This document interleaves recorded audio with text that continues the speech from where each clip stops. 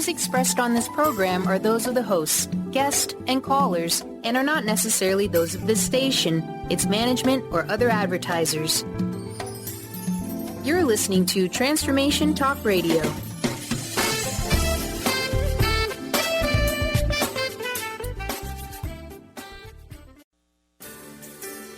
On the cutting edge of the new mainstream, Christine Upchurch is passionate about bringing together science, psychology, and spirituality in a way that can be applied to our everyday lives for true transformation. The Christine Upchurch Show, stellar conversations to illuminate your journey, engages some of the most inspired visionaries on the planet in lighthearted, lively dialogue. Join us as we explore the expansive nature of reality in a down-to-earth way, offering you insights and tools, empowering you to become that bright light you're meant to be. Now, here's your host, Christine Upchurch.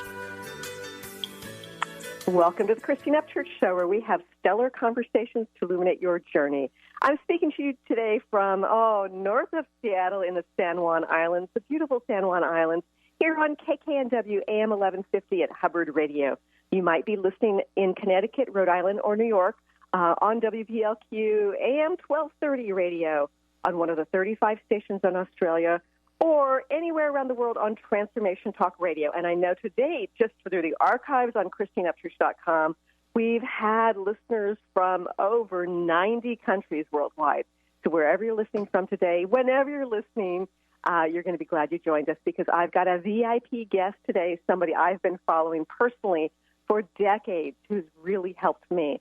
But before I get into saying who that is, I want to have a little teaser there. And I first want to say hello to my better half there in the studio, Mr. Benny Mathers.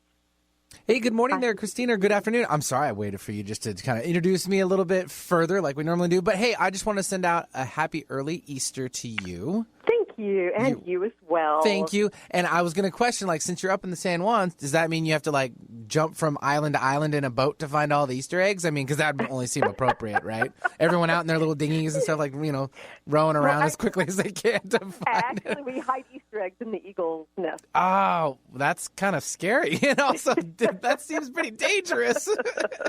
But I'll give you that credit, I guess. Yeah. And it's beautiful up here, and it's one of my chances to connect with nature, and it's fabulous. And it's my son's spring break.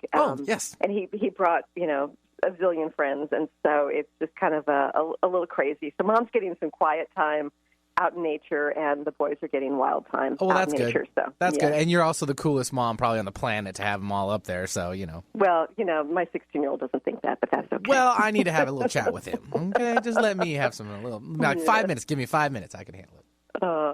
I'm so excited about a guest today, Benny. We are talking about Judith Orloff.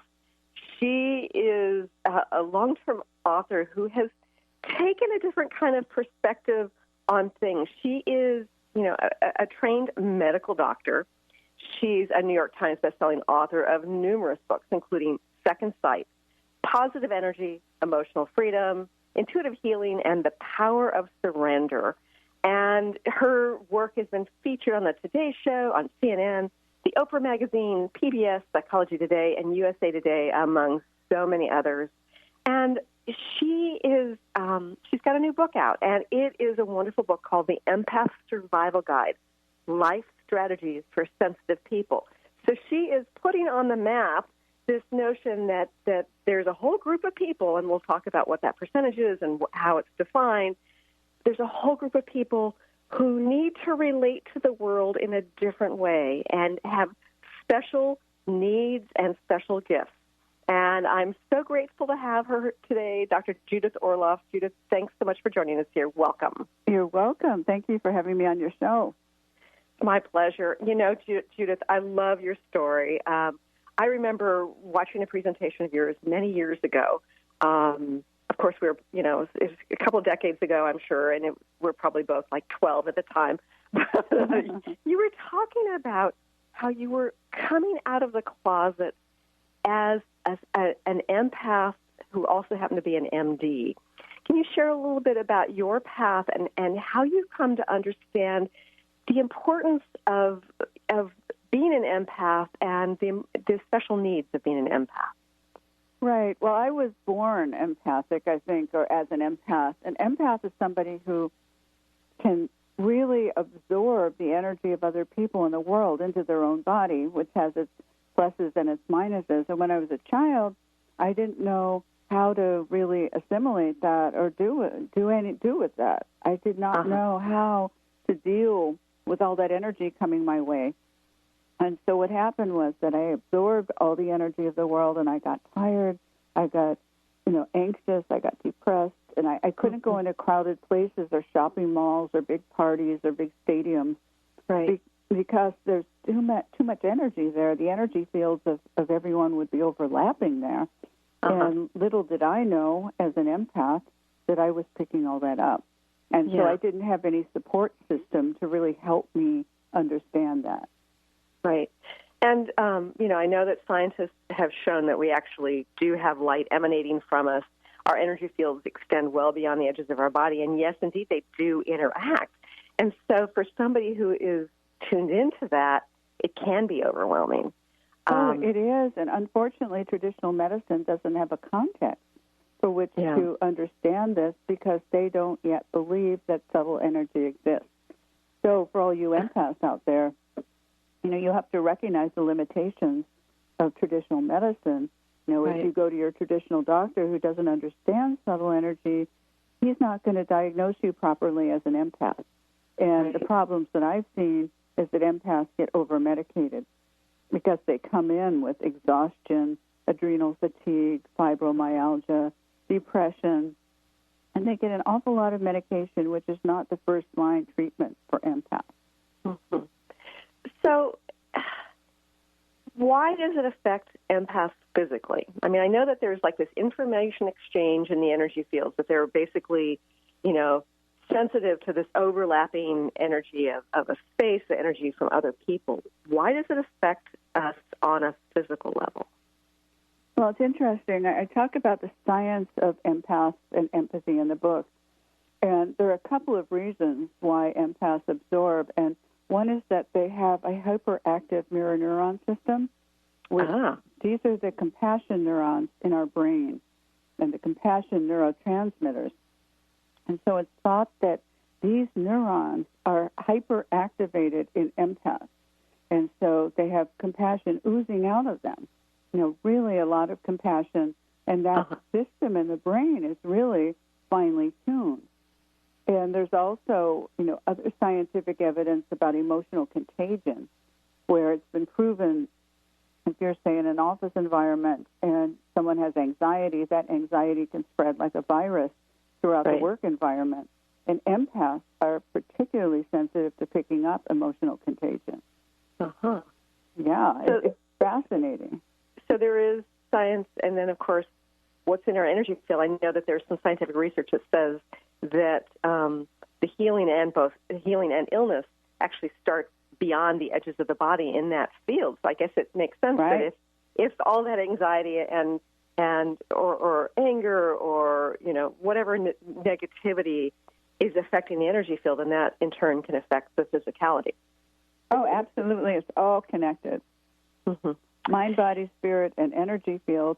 And empaths are so super sensitive to energy that they can feel who you are a mile away. But my empath patients, a lot of them come to me not trusting what they pick up. And so they question themselves. And so what I want to help people with the book do is really trust your empathic intuitions and really, say, okay, I'm standing next to this person and I'm feeling tired and sick around them. And instead of questioning yourself and saying, oh, I'm neurotic, what's wrong with me? Just say, okay, there's something going on here where I'm taking on their energy. I'm not comfortable with it. So to begin to ask the really smart and kind questions to yourself, so you train yourself to think in terms of, am I an empath and am I taking something on that isn't mine?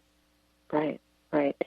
So I know you have a series of questions to ask yourself about whether or not you're an empath, and I absolutely love that. And we're going to go to a quick break, but when we return, I'm going to have you share with our listeners what some of those questions are what are some of the signs that we as individuals are empaths? And if we are empaths and therefore highly sensitive, how we can sort of shield ourselves from that negative energy and share our gifts with the world. More with Dr. Judith Orloff when we return here in a few moments.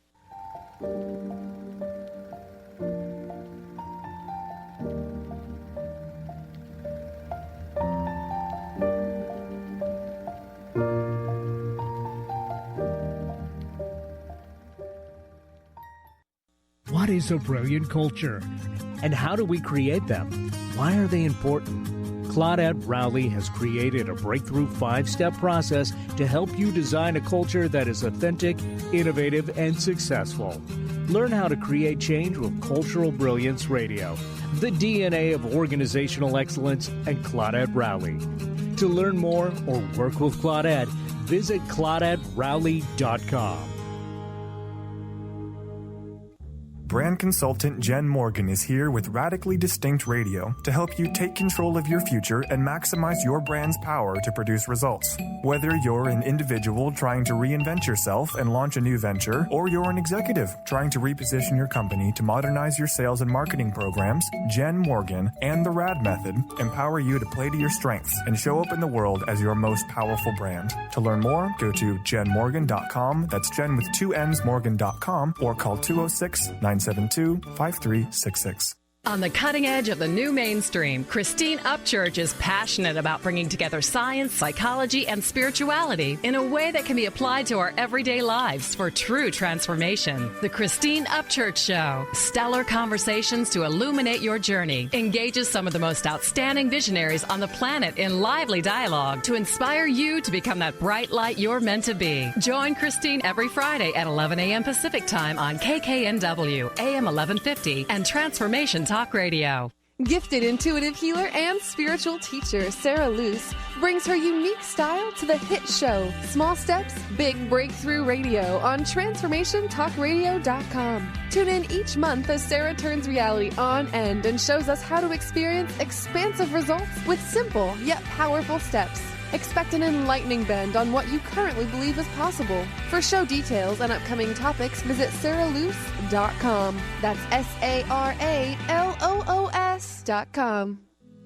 I'm Christine Upchurch, and this is a Stellar Reflections Minute. What does the word healing mean? Many think that healing merely means eliminating symptoms. However, based on my many years as a healer, I have a much broader perspective on the word. Healing can manifest in a variety of ways, including having physical problems resolved, becoming more emotionally centered, experiencing better relationships, gaining greater clarity, and feeling more spiritually connected. True healing always includes some level of transformation. Whatever form healing takes, there is one commonality, an improvement in quality of life. To me, the highest form of healing goes beyond aligning with wellness. It comes from recognizing our soul's voice and allowing it to speak through us. And in that sense, don't we all yearn to heal into our wholeness? Please visit stellarreflections.com or call 425-999-9836. That's 425-999-9836.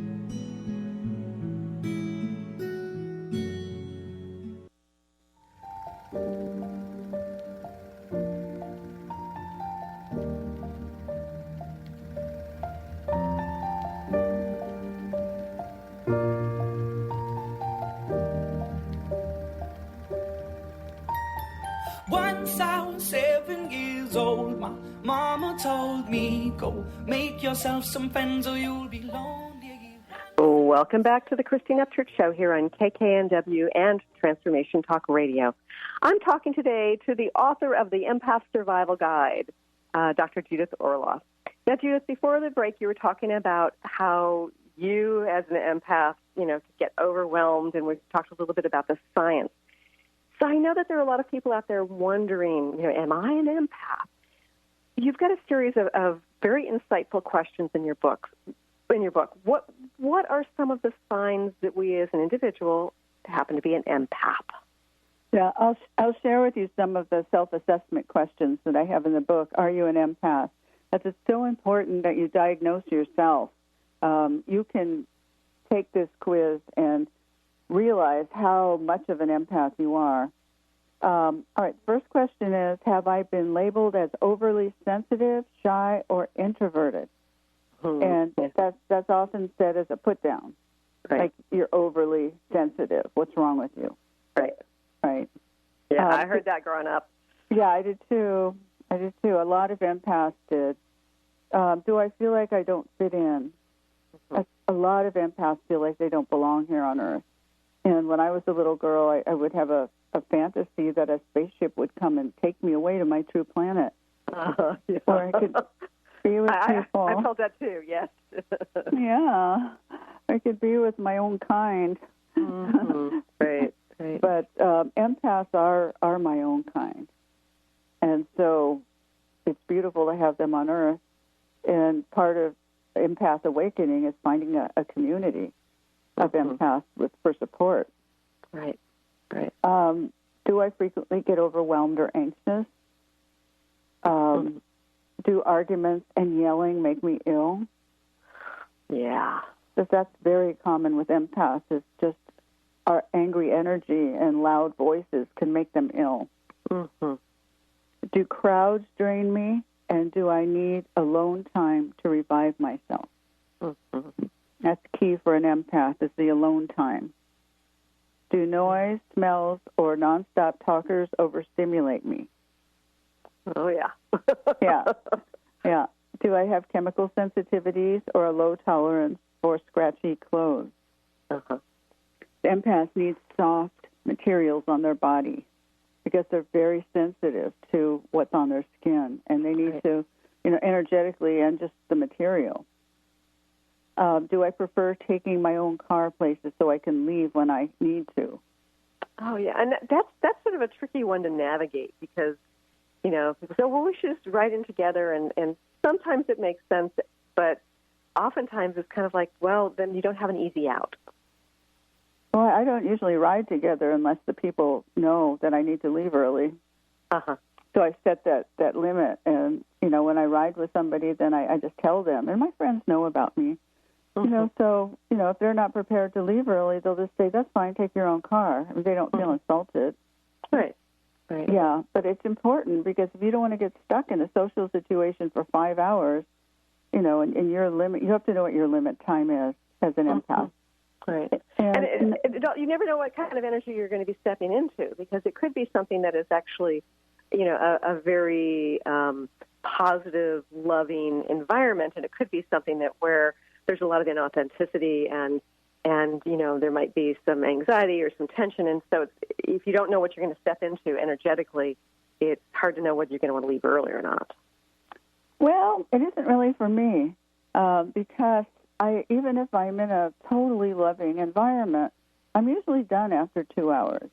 Are you? Okay. It's just, I don't enjoy staying a really long time anywhere. I always want to go home.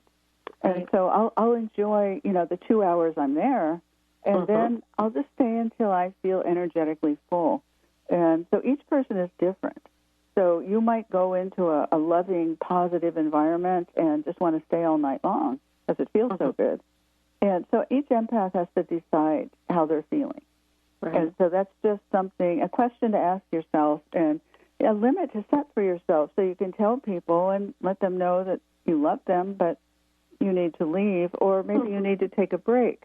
As some of my empath patients, at a party, if it gets overstimulating, they'll go to their car, read some poetry, do some breathing, meditating, come on back in. Right. Yeah, so it's just a way for empaths to take care of themselves. Okay, do I have a low threshold for pain? Do I react strongly to caffeine or medication? That's important because empaths often need a sliver of the medications that most people need because their systems are so sensitive that they may not need as much. And what I've seen in the practice of medicine is empaths are given huge elephant doses of medication that are typical, to give to people, and it's just too much for them, and so they just can't take it. But they can take it if it's a sliver, and just begin to build it up, and just see how your body feels around it. That's what's most important. whenever I get anything prescribed, or almost whenever I get something prescribed, I will often start with a much smaller dosage than what they say, just to see how I'm going to react. It's kind of like I do my own little experiment, without telling the doctor. Yeah, you have to know if your body's going to take it in well. Yeah. And you can feel it. And even my empath patients who are on antidepressants, they need to, start with a little sliver, and they respond to a little sliver, even though traditional medicine says that's not possible and that it's a placebo effect. Right. So, the traditional medicine is not caught up with this aspect of energy. Mm-hmm. So it's important for everyone out there who's listening, if you're an empath, to know that. And if you can, seek out an integrative medical practitioner, somebody who can understand this aspect of you. Right. Yeah, really important. Mm-hmm. Do I need a long time to recuperate after being with difficult people or energy vampires? Oh, yeah. That's a big one. Yeah, and I hope everyone gives themselves that kind of respite and that period to reboot in the quiet. Empaths reboot in the quiet. And they love the silence. They love their meditation space. They love water. It's important to jump into water if you want to clean off energy from yourself. And so that's important, to take that time to replenish. So, Judith, can I ask you, are all introverts empaths, or can you be an introvert and not be an empath? Yeah, you can be an introvert and not be an empath. Most empaths are introverts, although some can be extroverts, but most are quieter, but not all. But introverts can be quiet and they could be inward, but they don't have the quality of absorbing energy, so they're not empaths. So that's the deciding factor, is whether or not you actually take it on into your own body. In addition, empaths have incredible intuitive talents. And so if you're an intuitive empath, somebody who has enhanced intuition, I write about you can be a plant empath, somebody who really communes with plants, or an animal empath. I believe that St. Francis was an animal empath. He used to give sermons to the birds and the fish. And when he'd go on these long, silent retreats, his animal companions would be with him, not people.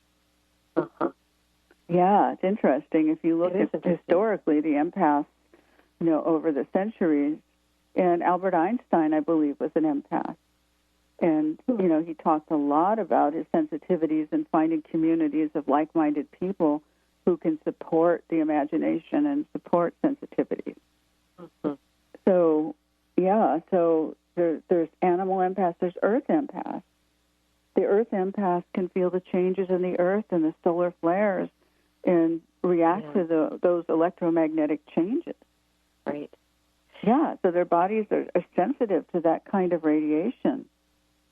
And I want to say some of my animal empath patients are vegan because they say when they eat meat, they can feel the suffering of the slaughtering of the animal. Yeah, I've been a vegetarian most of the last 35 years because I feel like I'm eating my friends. Oh, God, yeah. And I've my two boys eat meat, and it's just, but and I'm sort of respectful when people feel the need for meat. I care about how the animals are handled, of course, but it's kind of like, it feels out of alignment for me. Yeah, but you respect that. Yeah. So that's the whole point of the book, is to really share that whatever you're feeling as an empath is fine, but just respect it. Don't question yourself. Don't give yourself a hard time about it. But families, friends, work colleagues, and society at large judge the sensitivity, don't they? Well, they don't understand it usually. If you have a loving family of empaths, they'll get it. Or if you have a partner who's an empath, or if you have a partner who can hear your empathic needs and honor them and love you and cherish your needs, that's ideal. That's what you want. So that brings up the issue of how do you have intimacy but also have those boundaries? Is it possible to combine the two? Oh, it is, and I'm currently in that experiment. And I wrote a chapter on empaths and love, and so everyone go to that chapter if you're interested in being an empath in an intimate relationship, because a lot of empaths choose to be alone because it's just too much to deal with all the challenges that come up with intimacy, particularly if your partner doesn't get it. Right. And so my challenge as an empath in love and in a relationship, has always been I long to have a soulmate and I long to be alone.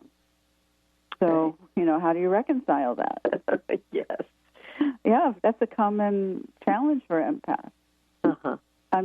It is possible to reconcile it, but it means really having a lot of authentic conversations with your mate and talking about what your needs are and taking those needs.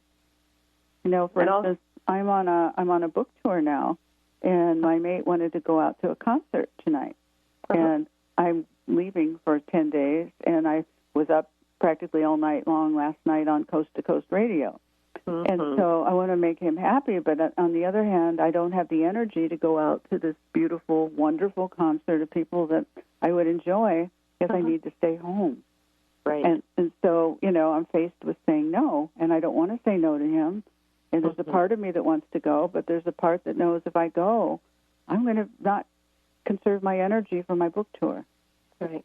And speaking of your book tour, I know you're coming to Seattle, and we're going to be going to a quick break. But when we return, Judith, I'm going to want you to share with our listeners here in the Seattle area about, you've got 3 different events coming up, and they look very interesting. And so you have 3 opportunities to see Dr. Judith Orloff in Seattle, but we'll talk more about that when we return. More with Judith in here in just a few moments. By 11, smoking herb and drinking burning liquor. Never rich, so we were out to make that steady figure. Once I was 11 years old, my daddy told me, go get yourself a wife or you'll be lonely. Once I was 11 years old. Chris Stanis is a spiritual leader and healer and teaches a course on how you can transform your life through a meditation and healing system that will manifest your spirit's dreams. She manifested the Women of Wisdom Conference, the Women of Wisdom book, and this radio show. And she can show you how to change your life, too. Are you ready? Visit the website and contact her at voicesofwomentoday.com. That's voicesofwomentoday.com. Be unstoppable. Who do executive women count on for up-to-date information on everything from stilettos to being heard in the boardroom? To achieve excellence, you must first take control of your life and develop a successful strategy with the Unstoppable Diva. Tune in to Up or Out with Connie Fife, Mondays 5 p.m. Eastern, as she cuts through the BS to guide you to become bold, connected, and unstoppable. For more information, visit uporout.com. On the cutting edge of the new mainstream, Christine Upchurch is passionate about bringing together science, psychology, and spirituality in a way that can be applied to our everyday lives for true transformation. The Christine Upchurch Show. Stellar conversations to illuminate your journey. Engages some of the most outstanding visionaries on the planet in lively dialogue to inspire you to become that bright light you're meant to be. Join Christine every Friday at 11 a.m. Pacific Time on KKNW, AM 1150, and Transformation Talk Radio. Are you ready to stop stress, anxiety, and low self-esteem from running your life? Join award-winning author Dr. Friedemann Schaub for Empowerment Radio and learn breakthrough solutions to switch out of survival mode and approach every day with great ease, joy, and purpose. Tune in the first and third Wednesday at 11 a.m. Pacific to Empowerment Radio with host Dr. Friedemann Schaub on Transformation Talk Radio. Visit thefearandanxietysolution.com to learn more. I'm Christine Upchurch, and this is a Stellar Reflections Minute. As a former research statistician, my scientific background is what many would call sensible. For more than a decade now, I have been working in the field of energy medicine, facilitating sessions and teaching around the world. People from the mainstream often ask me, how did a sensible woman like you end up working in such an alternative field? Implicit in their question is the underlying assumption that the field of subtle energy, such as energy healing and intuition, isn't sensible. But I believe it is very sensible. Even scientists are able to measure aspects of this. Approaching life from an energetic perspective brings us new opportunity for healing and transformation. And from a practical standpoint, even if you can't rationally explain how something works, if you experience a shift from it, then doesn't it make it pretty sensible? Please visit stellarreflections.com or call 425-999-9836. That's 425-999-9836.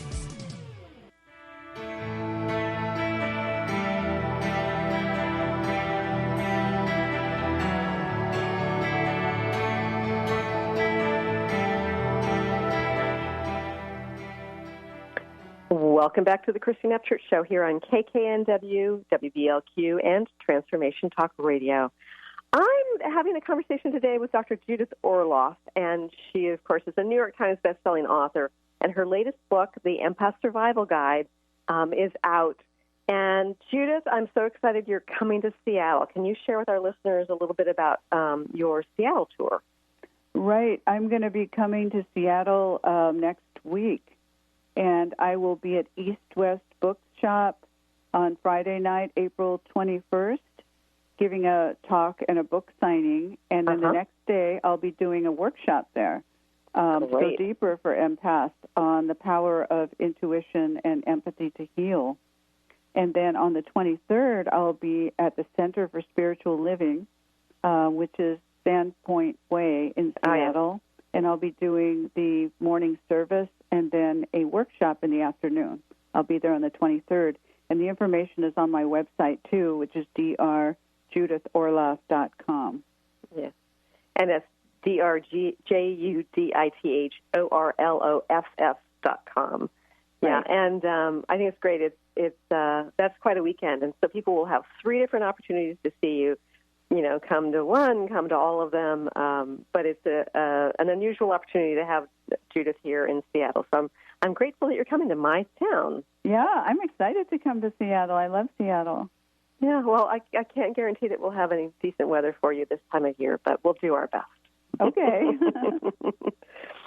You know, one of the things I'm so fascinated by with empaths is that empaths often end up with narcissists. Yeah. Now, I know people talk about, narcissists as though like narcissism and being self-centered are the same things, but narcissism is actually something that goes beyond self-centeredness. Can you share with our listeners about what is a narcissist, and then, of course, why we end up attracted to narcissists if we're an empath? Well, narcissists have empathy deficient disorder. And that is really a disorder where they don't have the same kind of empathy that we have. You know, they don't have that unconditional loving feeling for others, and nor do they really care about others' feelings. It's so hard to grasp if you're an empath and you're around a narcissist. But I wanted to write a section in the book on the toxic attraction between empaths and narcissists because it's so common. And you could imagine why a narcissist would love an empath, because they're so loving and giving and they want to please you. But, from an empath's point of view, a narcissist is a toxic energy vampire because they can't return the love that you need.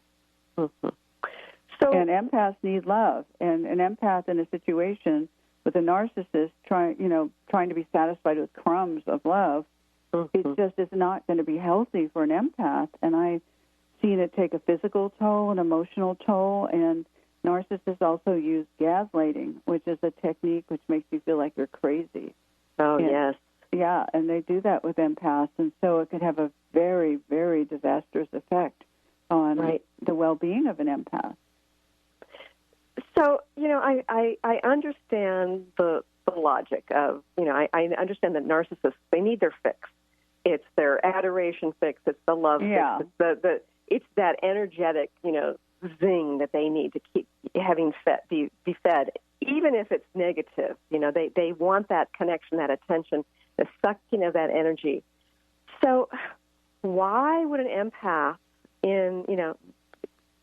want to be with somebody like that? Are we trying to help them? Are we trying to heal them? Are we in our own woundedness? What would encourage an empath to connect with a narcissist? Because the way a narcissist projects in the beginning is totally different than when you get to know them. They're a different person, so it's very, very sneaky and seductive, where they seem like they have empathy. They lavish you with attention. They are present for you. They listen to you. You know, it's very seductive, but it's not real, and it doesn't last. So what I suggest, if you suspect someone's a narcissist, is provoke a conflict. And if they don't do well with conflicts, if you don't go along with their system, they're going to revert into their tendency to be cold and punishing and self-absorbed, and they're going to get back at you. And narcissists are not accountable for their part in any interaction, which makes intimacy impossible. Yeah. Yes. I've had experience with narcissists, and it's toxic and it's crazy-making because sometimes on the surface it's like things seem fine. Yeah. And then the gaslighting comes in, and they'll say, well, all I said was, or all I did was, or that, you misinterpreted it, or that wasn't a bad tone of voice, or whatever it is. And so you start to, even though you're really sensitive, you start to actually question your own sanity. That's what happens, and that's why it's so destructive. And you question your own sensitivities and your own intuition. And so that's disastrous for empaths, because empaths need to trust themselves, and they need to say, this is what I'm feeling. Well, I think you're crazy making with this. But they don't go up against the narcissist because they're so madly in love with them. They don't want to lose them. Right. Because they've been seduced. And so and they think they could heal them, which is a big mistake. Yeah. Because they can't. But I've talked to so many people and so many empaths about this who have gone through this process of falling in love with a narcissist or having a narcissistic parent or even a narcissistic child, and the process of awakening that can come as a result of that. So tell me more about what sorts of awakenings can come from being in a relationship with a narcissist. Well, one thing is trusting yourself and learning to set very clear limits and boundaries with something that doesn't feel right. And if someone, makes you feel crazy, you look at that as a huge red flag that there's something wrong with that person, and to not buy into it. So it's a matter of learning to believe in yourself, honoring your sensitivities, and setting clear limits and boundaries so that you want to keep those people at a distance, or away. If you can remove them. Or, just have fun with them. Don't get in intimate relationships with them. I mean, you could have superficial relationships with narcissists that are quite fun. Yeah, as long as you keep it superficial. So I'm thinking in terms of the energetic relationship between a narcissist and an empath. If you're talking about the two different energy fields, what would be a good visual, Judith, about the interaction? Oh, God, there was a scary visual that I posted on Facebook one time where you have this beautiful empath woman holding a skeleton, so that's about what it is, clinging on to the skeleton and loving, wrap the legs and arms around the skeleton. Because there's nobody home there, you're not, that's not the right place to give your beautiful love. It's I've done a lot of research about this, and I've, processed things in therapy regarding this. And one of the things I find so fascinating is that for the longest time, I had this assumption that other people, including the narcissist I had been dealing with, have empathy, have the same kind of empathy. And it's kind of like, but if they could only understand my perspective, that somehow they're going to jump into that. And then I've found out through, therapy and research that they actually don't have the same kind of empathy-centered development in their brains. And so they really are lacking empathy. It's true, but that's so hard for empaths to get. But hopefully through our conversation and conversations like this, empaths can begin to consider it, because it's so not who empaths are.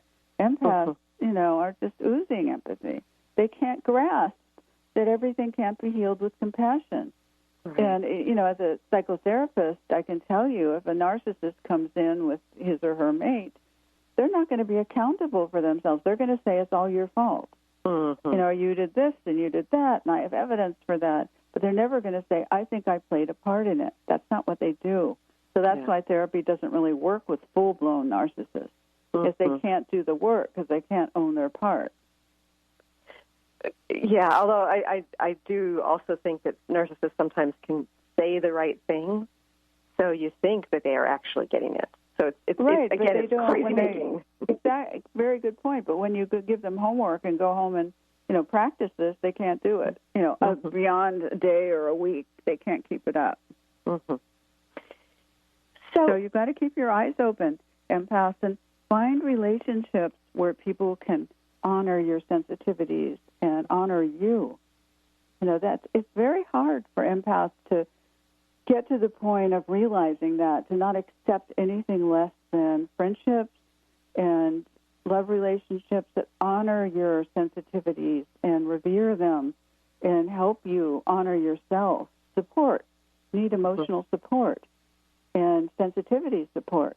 It's essential. Otherwise, you're going to be fighting a battle every day at home with somebody who is not able to honor you. And I personally feel that being alone is better than that. And being alone is a beautiful thing. Not all empaths want to be in a relationship, and that's fine. It's just a choice. It depends what you want to be your teacher. If you want that time on your own and you want to learn and grow in that way, that's perfect. But if you really want a soulmate or you want a relationship, that's a different set of lessons to learn. Yeah, so it's again, it's fascinating to me about learning to set the boundaries and learning to trust ourselves. And it in personal relationships, I understand about the setting of the boundaries. It can get a little trickier in the work environment, can't it, Judith? Yeah, definitely. If you have a narcissistic boss or a narcissistic coworker, it's different because you can't eliminate them unless you want to change your job, which I would recommend doing. If you have a narcissistic boss, that's very hard because, you're suffering from their lack of empathy all the time. Right. But the only way to deal with them in the work environment is to stroke their egos and frame things in terms of what will please them or what will benefit them. Because that usually works. If you tell a narcissist how great they are, they're going to respond. Yeah. And you have to, if you want to take a break and, you can't say, I'm just so tired, I really need to have some time off, because you probably won't get it. Right. But if you say, I am going to be thinking about our business and how we can promote it, then the narcissist might give you the week off. Right. So if you put it in terms of their best interest, then you can get what you want or need. Exactly. Yeah, that makes sense. We have to go to another quick break, but more with Dr. Judith Orloff here in just a few moments.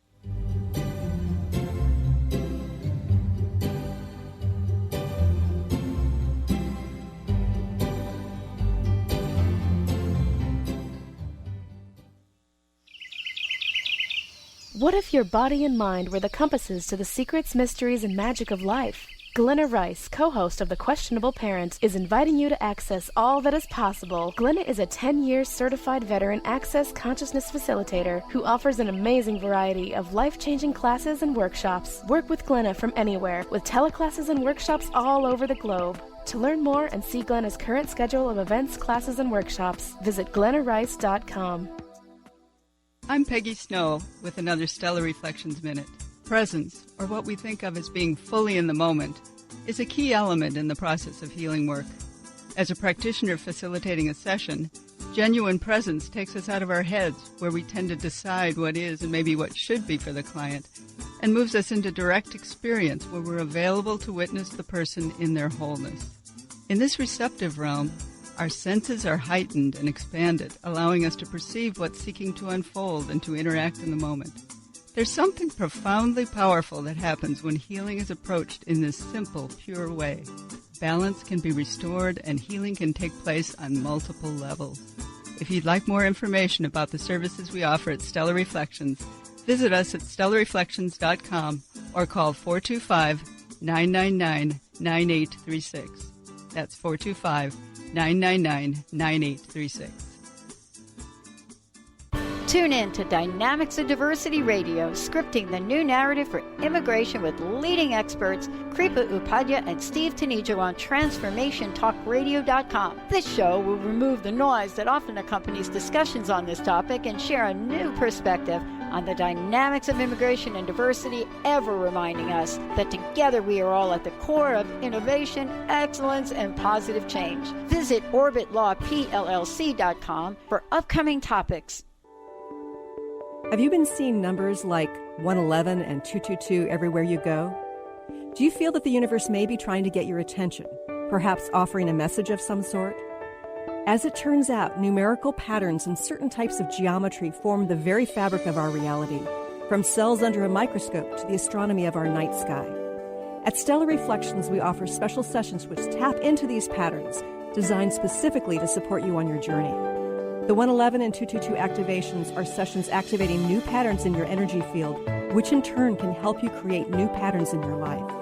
After just one session with a practitioner, either in person or via distance, clients report gaining greater clarity, becoming more intuitive, and honoring their inner truth as they move forward in their lives. Curious about what these transformational sessions might do for you? Call 425-999-9836 or visit StellarReflections.com. That's StellarReflections.com.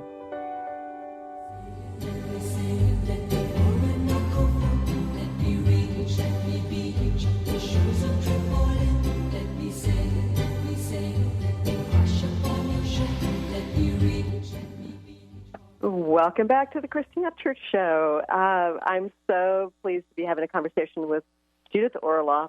You know, Judith, we talked a lot about what it is to be an empath and setting boundaries for ourselves. What do we do when we're parenting a child who happens to be an empath?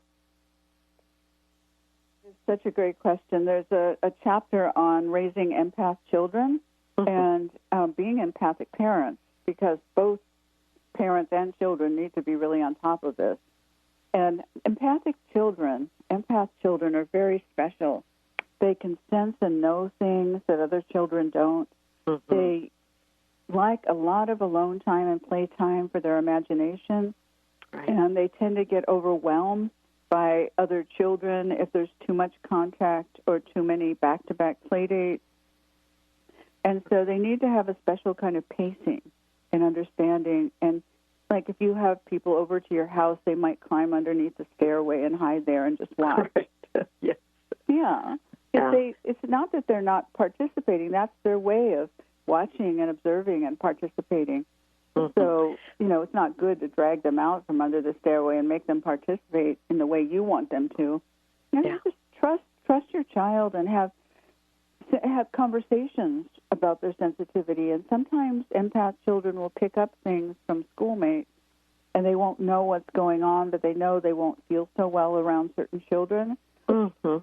And so it's important that you have that conversation with them and bring that out and go, tell me about it. And then you can help explain to them that sensitive people sometimes are sponges, and you could take on this, and it's perfectly normal, but not everyone will understand it. So, you have these really nice conversations with your child to make them okay with what they're experiencing. But the downside is that with boys, especially who are empaths, they often get bullied at schools because, they're labeled as sissies or weak or, all kinds of derogatory names, and they're made fun of. And, they don't want to participate in video games because they're too loud and obnoxious. They want to go into nature. They want to meditate. They want to read poetry and think. And so they're made fun of. And so the parents really need to be the advocate, if your child is being bullied, to put an end to it quickly. Go to the school, talk to authorities, just really be fierce about that. And I know parents who have had to do that, and it works. It works. But you have to take a very strong, no-tolerance stand of the school or anyone bullying your child because of the sensitivities. And your child will really like that for you to stand up for them. Mm-hmm. My oldest son, I'm convinced is an empath, and he's definitely an introvert. And he would get very overwhelmed with more than 2 or 3 kids around. And he eventually developed a social life by the time he was 4 or 5, kids in the neighborhood, certain kids. But if there were more than 2 or 3, he would typically just sort of exit. And he would be so overwhelmed. I actually chose to homeschool him for a while. Oh, yeah. And it was interesting because he had such an imagination, and he could spend hours exploring about something, and yet I knew that if he were in like a regular school, it would have been very detrimental to his development and to his soul. And so it was one of those things that I don't think at the time I understood. If I'd read your book and looked through the questions of, is your child an empath, I would have understood at that point that he was indeed an empath. But I was doing my best to kind of navigate that. And I think it helped him at the time to not be around so many kids. Yeah. Oh, definitely. And then he wanted to go back to school? Yes, he did. And he ended up going to several classes a week as a part of this homeschool network. So he had, he sort of eased his way into school. And by the time he was in high school, he was, at a regular school. But still, he felt like a fish out of water. And there's a lot of stimulation in those kinds of situations. Yeah. Oh, that's beautiful that you listen so closely to his needs. Yeah, that's really wonderful. We try as moms, as parents, but it's always hard to know, what's the best choice for our children. So, Judith, if we as a parent are an empath, what are some of the challenges that can come? Well, raising children is stressful for everybody.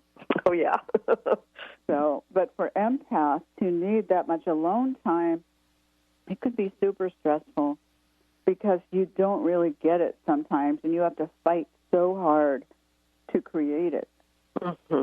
And even a few minutes, I suggest my patients who are empaths and parents practice the 3-minute meditation to connect to their heart so that they could have those 3 minutes to reboot their energy.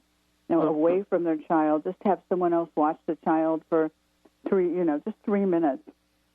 And go in and breathe and center yourself and really reconstitute yourself through connecting to your heart while focusing on, let's say, an image of nature or the night sky.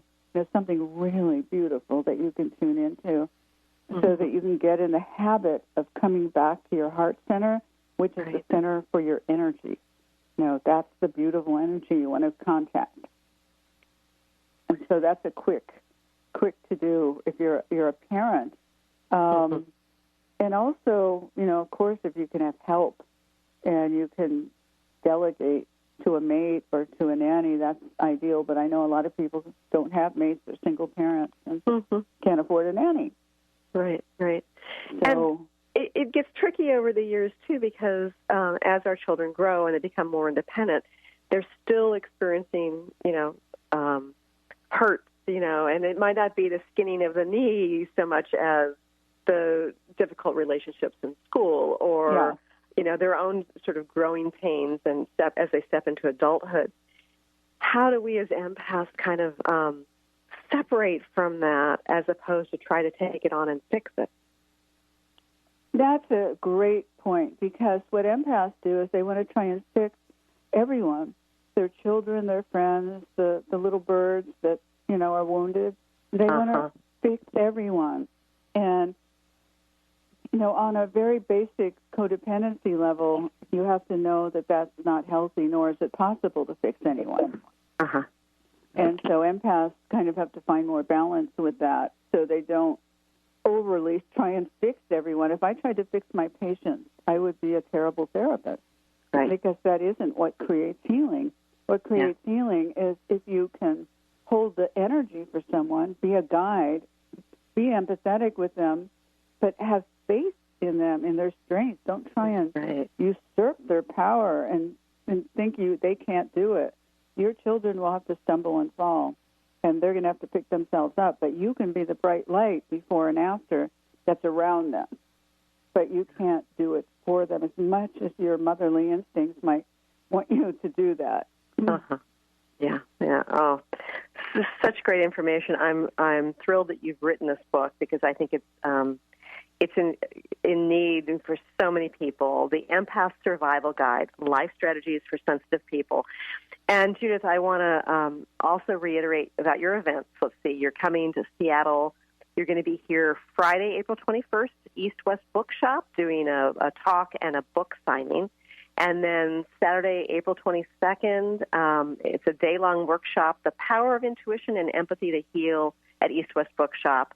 And then, of course, you're going to do a Sunday one as well, as you mentioned before, at the Center for Spiritual Living on Sunday, April 23rd. Thank you so much for joining us here today, and I really appreciate the work that you're doing, Judith. Oh, thank you. I really enjoyed our show.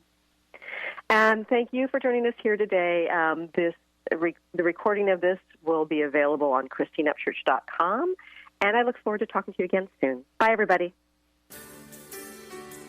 You've been listening to The Christine Upchurch Show, stellar conversations to illuminate your journey. Each week, this show engages some of the most outstanding visionaries on the planet in lively dialogue to inspire you to become that bright light you're meant to be. Join Christine every Friday at 11 a.m. Pacific Time on KKNW, AM 1150, and TransformationTalkRadio.com. For more information about the transformative healing work of Christine, visit www.stellarreflections.com. And for weekly topics, visit www.transformationtalkradio.com.